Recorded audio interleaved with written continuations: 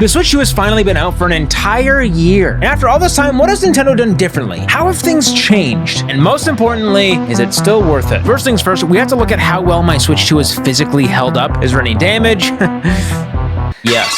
Starting with the Joy-Cons themselves, I have to admit, they haven't held up quite as well as I would have hoped. Now, to be fair, these Joy-Cons have gone through a lot in my videos, so I'm probably not the best person to judge durability. I test all sorts of weird accessories, and this right Joy-Con fell almost 200 feet from the sky and survived. So you know what? All things considered, they're holding up pretty well. There are definitely signs of wear though, things like scuffs on the body, and it seems like the plastic is starting to get a little glossy instead of keeping that matte finish because of how much I've used them. I also think the sticks are starting to wear down a bit too, but hey, I've used these almost every day for quite a while, so it makes sense that they're getting worn down. However, it makes me question how well this is going to last long term. But you know what? It could have been worse if I didn't get a brand new set of Joy-Con with these beautiful, lovely green and purple Joy-Con.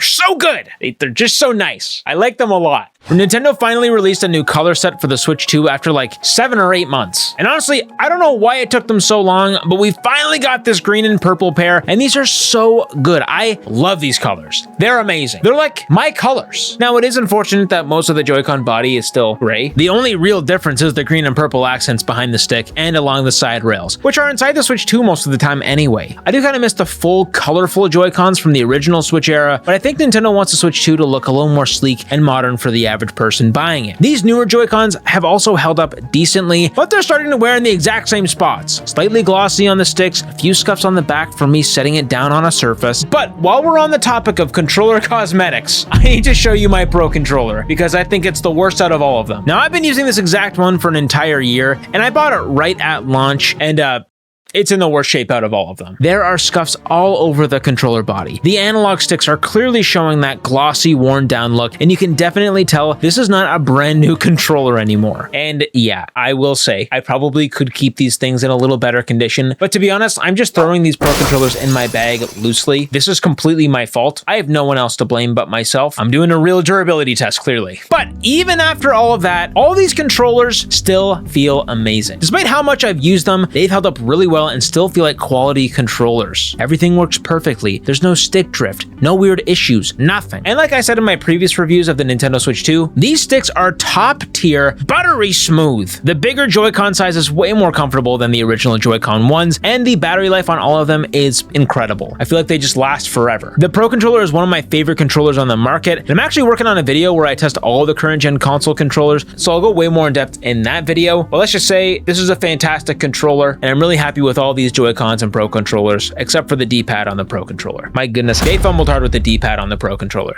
Golly! The Switch 2 console itself is looking pretty similar to the controllers. There are some light scuffs on the plastic, making parts of it look more glossy, but because the console spends most of the time in its dock, it honestly isn't nearly as bad. The most noticeable cosmetic damage is still the kickstand. Since it's metal, any scratches expose that shiny silver underneath, which makes it look way worse than it actually is. But other than that, it's still in perfect working condition, and I haven't had a single issue with how this puppy runs. It's great. Battery, let's talk about it. This was a hot topic when the system first launched, but it seems to have simmered over time. The Switch 2 on average gets about 2 hours of battery life, which is good enough for me. I'm usually not out of the house for 2 hours at a time playing my Switch 2, so I can most of the time know if I should be bringing a battery bank. This is never an issue for me, but I can understand why it might be an issue for some. But what about some of these accessories that Nintendo forced me to buy? I had no choice. I had to buy them purely because they made me, not because I wanted to or anything. Starting off with this goofy looking camera, I barely use this. Nintendo absolutely baited me into buying this thing. I had no control, like I said. This is primarily used as the camera for GameChat, which I'll talk about later, but it was also shown off as something you could use in games like Mario Party for minigames, or you can put your face in Mario Kart while you're all zooming.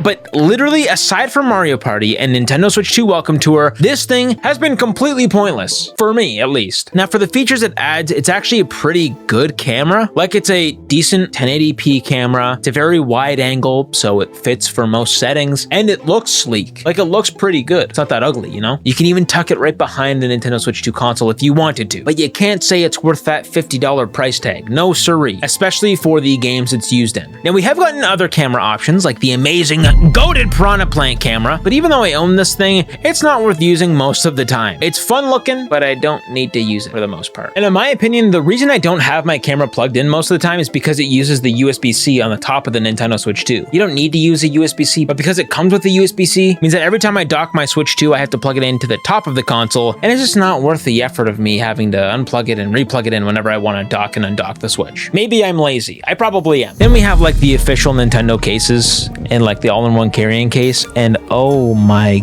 goodness gracious, guys. They're so low quality, it's insane. How are they selling these? They all look sleek, but they're so low quality compared to third-party cases you can get for half the price. So those kind of suck. I wouldn't recommend. Oh, and there's also an additional dock you can buy for $130 on the Nintendo store, which I actually use because I've got multiple setups. Now, yes, that is a lot of money for a dock, but I'm just glad that Nintendo at least gave us the option to buy one separately, because for me personally, it's a huge time saver, and I just really like it. I also do appreciate that unlike the Switch 1 dock, if you buy a Switch 2 dock separately, it actually comes with a power adapter and an HDMI cable, which makes it feel a little bit more valuable. And as for docking in general, I find myself playing docked way more than I play handheld. Part of that is because the dock experience is genuinely really good. Seeing these games in 4K on my OLED TV is peak, but for the most part, it's because of my silly YouTuber life. I'm capturing gameplay all the time, so that's more the reason I play docked. Don't get me wrong though, I love playing handheld. I almost prefer it, I just end up doing it less. Now, I've already told you about a lot of the accessories I've used over the last year of the Nintendo Switch 2, but there's one that stands out to me the most because it's probably the most unique, and that's Dbrand's Joy-Con controller holder. This is honestly so satisfying. Watch this.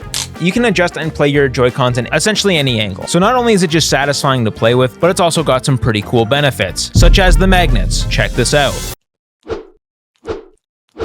They are so strong, this controller's not going anywhere. You'll see a lot of the time on third-party grips, the magnets are so weak, you need to tape them on, but not with Dbrand. And if you already have the kill switch case, the grips that you can put on the Joy-Con are also pretty sweet. If you've ever used a Dbrand product, you know that they have some of the highest quality, best engineered accessories on the market. The Switch 2 kill switch case is probably my favorite grip that you can buy. And this is essentially that, but in a grip form. You can even use the grips that are on the kill switch and use it on the grip to make it fit even more naturally. It just has the quality that I love from Dbrand products. You can even put fun skins from Dbrand on your controllers to make it look even better. Dbrand has some of the best Switch 2 products, and they're just adding to the lineup here. So go check it out, the Joy-Lock controller holder from Dbrand. Thank you for sponsoring this video. All right, let's get back to the one-year review. I love Dbrand! But what are some other features that the Switch 2 has brought us? You know, using that good old hardware. I'm showing you right now the mouse mode. We gotta talk about it. For months before the Switch 2 was revealed, people could only speculate about how amazing the mouse mode was going to be. We all imagined how perfect it would be for first-person shooters, point-and-click games, strategy games, all that stuff. But at the end of the day, after one whole year of use, I really haven't used this feature as much as I was hoping. Like, I'll be honest, most of the time when mouse mode is available, I just lean towards using a regular control stick instead. Mainly because a normal controller is just way more comfortable over long periods of time and overall more convenient. I feel like every time I want to use mouse mode, I can never get into a comfortable setup. It's not super precise on my lap, it feels awkward on the couch sometimes, and the best way to use it is at a desk. But I don't play my Switch 2 on a desk. If I wanted to play at a desk, I'd use my Epic Gaming PC. So games like Metroid and Fortnite are the prime suspects for mouse mode, and I love the idea of being able to use it in a first-person shooter, but I just don't. And Call of Duty finally got announced for the Switch 2, so maybe that'll change things, but I don't think so. I really don't know what would make me choose mouse mode over a Pro controller unless Nintendo releases some kind of actual accessory that makes it more comfortable. MouseCon, anyone? That would be pretty sweet. I would buy it. Another thing I don't love about mouse mode is pressing the face buttons. It just doesn't feel natural, and the controllers are way too thin in that orientation. And then my left hand is just kind of there, and I don't know where to put it. It just feels kind of awkward. Mouse mode wasn't my favorite feature, but a feature that I loved,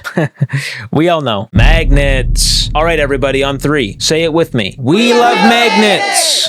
Thank you. Even after an entire year, I still snap these things as if I'm getting water from it, and it's my only source of water. It's just so satisfying. I can't help myself. Another thing that I love about the console so far that is a big difference over the Switch 1 or really any other handheld is how big and beautiful this screen is. It's not an OLED, but it's so large and sharp that I honestly don't care most of the time. I've used handhelds that are way more powerful than the Switch 2, but the screens are just not as big, and I can confidently say the Switch 2 screen really makes a huge difference. But what about some of the new software features? How are they after an entire friggin' year? Well, first of all, after a year of using this UI, it's really making me wish Nintendo gave us a more generational leap with the menus and the overall interface. Like, yes, they added profile avatars and cleaned things up a little bit, but that's basically it. It still feels like I'm playing a rounded, cornered Switch 1. It's not a huge deal, but I do wish it felt more next-gen, like adding themes. But at this point, Nintendo is not adding themes. I'm convinced. But for the actual software features, let's talk about the one that Nintendo has crammed down our throats and was so confident in it that they added an entire button, the C button. That's right, GameChat. I use this feature quite a lot during the first few months of the Switch 2's life. In fact, I found it very useful. I love that you can see other people's screens, even if the quality isn't amazing. I love that you don't need a separate mic, and it does sound surprisingly good considering how far away from the console you can be. However, I don't use it much anymore. And when I do, I'm usually only using the voice chat feature because I don't want part of my screen being covered by someone else's gameplay feed. And because you don't have full control over the audio levels, I usually just end up using another software like Discord anyways, especially if I'm playing with other people cross-platform like in Fortnite. To be honest about GameChat, I wish I was able to use it a little bit more. I just haven't been playing, and Nintendo hasn't been releasing that many games where you need GameChat. I think at the beginning of the console's life, when everyone was playing Mario Kart, it made sense to use GameChat because everyone was playing Mario Kart. But nowadays, I just haven't been playing games that have utilized GameChat. And even when I want to, I'd still probably prefer Discord or something. Now, one feature I don't think Nintendo talks about nearly enough, and honestly, I don't think people even understand or know, is GameShare. This genuinely blows me away when I used it for the first time. And again, I don't think enough people know about this. If you're not familiar with GameShare, it basically lets another Switch 2 console play the same game as you. One Switch 2 acts as the host, while the other console receives the gameplay feed and acts as a separate screen and controller. It almost reminds me of the Wii U gamepad in a way. Like if anybody remembers the multiplayer on Splatoon 1, you'd be able to verse another player in the same room. One person plays on the gamepad, one person plays on the TV, and you're playing the same match, but you're using two separate screens. That's essentially what GameShare can be used like. One of the best use cases is multiplayer without split screen. For example, in Hyrule Warriors Age of Calamity, if you're playing with someone with you in the same room, you have to use split screen. But with GameShare and two consoles, both players get their own full screen while the host Switch 2 streams the game to the second screen. Two people, same game, one device, two separate full screens and controllers. All online, by the way. You don't even need to be in the same room. Another example, Mario Tennis. Instead of needing to play split screen, you can just stream the game to someone else's Switch 2 and play it. It's great. I also think calling it GameShare doesn't help because it sounds like the whole virtual game keycard sharing thing, when in reality, this is just a feature I think people just don't know exist. And a lot of these games even work online too. Some don't. You have to use it locally. Now, it's not perfect, but I love the idea, and honestly, it works really well with very little latency. There are only a handful of games that support it right now, but I genuinely think this is one of the coolest features Nintendo has added, and they really haven't explained it very well. But now I think it's time we talk about the games. And oh man,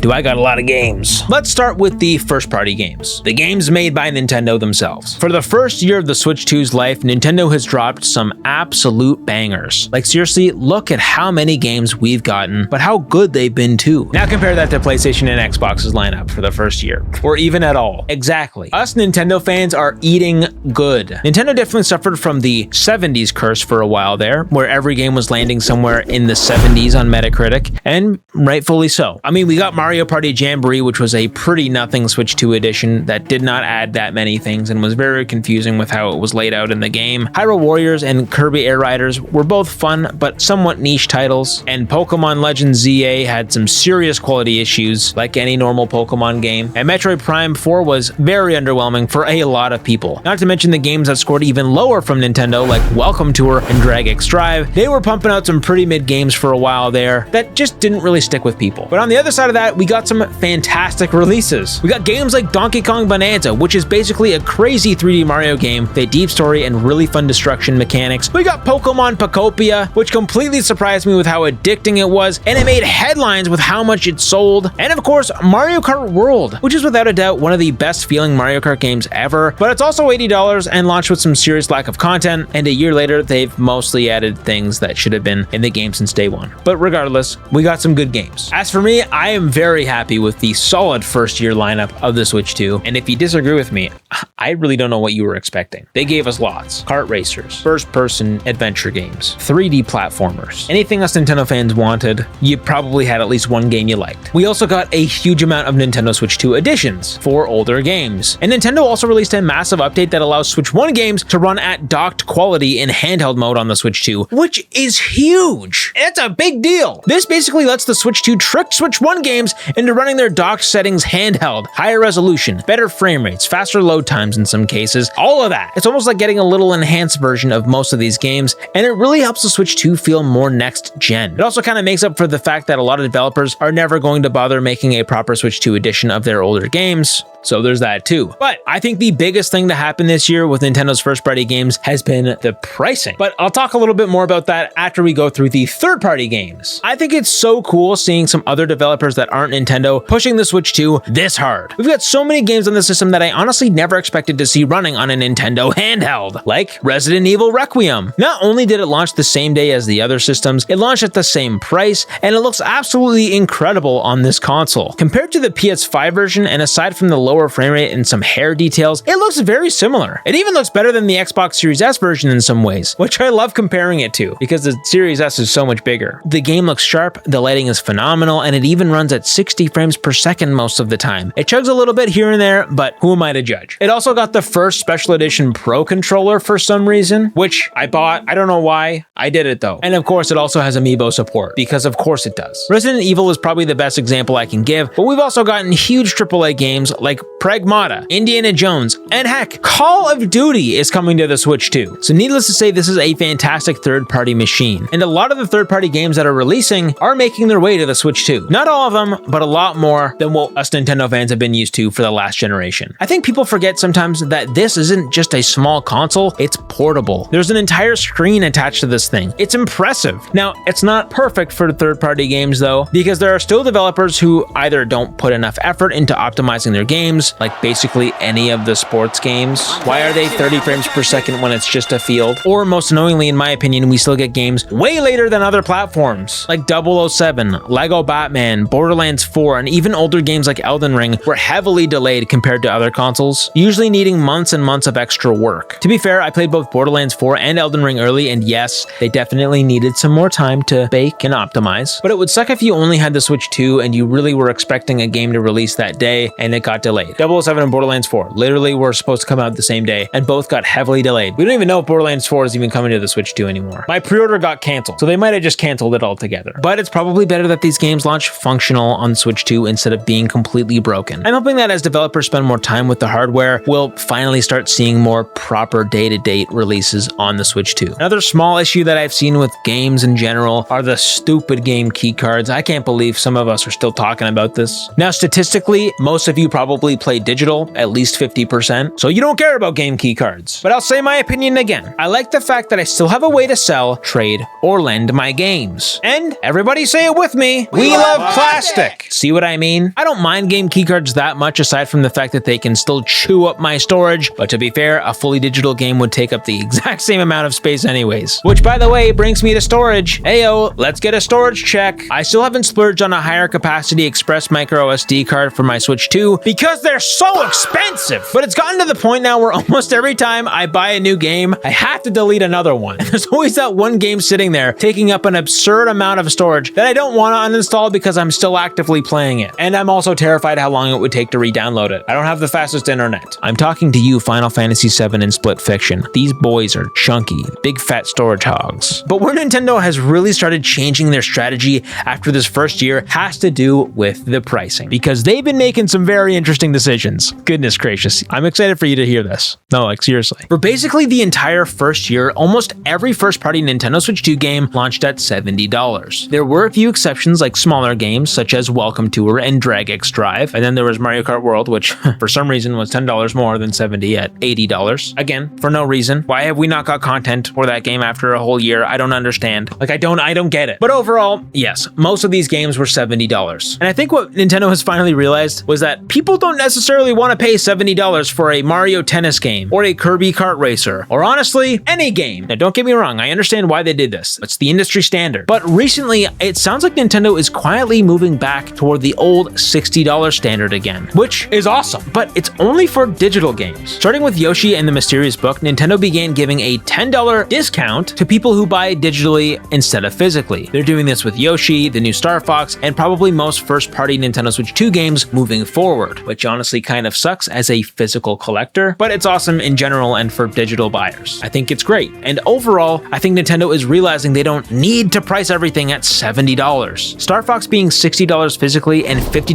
digitally actually makes a lot of sense. Nintendo is trying to get more people buying games by lowering the barrier a bit, and that's probably going to help their franchises long term. More people buying games means more people getting invested into those series, and that's incredibly valuable for Nintendo. This might be one of the smartest things Nintendo can do, because when a game costs $70, people start asking if it's even worth it. But when it's $50 or $60, people are way more likely to take a chance on it. And that matters because not every Nintendo franchise is a Mario Kart or a Zelda. Some of these series need people to try them, talk about them, and build a connection with them. So yes, Nintendo might make slightly less money per copy, but if way more people buy these games, then not only do they sell better, the franchises themselves stay alive and actually have people playing the games. Now, I don't love that physical buyers are basically getting punished for this. That's what it seems like, or I guess feels like, but you also can't really blame Nintendo for this. Physical games cost way more to manufacture, ship, distribute, and retails take a cut of that too. Nintendo makes way more money just selling you a digital game directly through their own storefront. So of course they want to push people towards buying digital. I'm still happy that they're at least giving us an option. If you wanted to buy the game for $10 extra physical, you can, and that's probably what I'm going to keep doing. It's just kind of sad and a little surreal to see finally. Overall, I'm happy that they're giving a $10 discount to digital buyers. It makes these games feel more affordable and it allows people to play the game. So that's good. I'm happy for them. Now, these game prices aren't the only thing that have changed. The console price also changed, except this time it didn't go down, it went up. But the real question is it still worth it? Nintendo raised the price of the base model from $450 to $500, a full $50 increase, and it only took them a year to do it. And it's honestly so weird seeing game consoles become more expensive the older they get. Nintendo's got me acting like this is real estate. Maybe I'll go buy up a bunch of Switch 2s right now.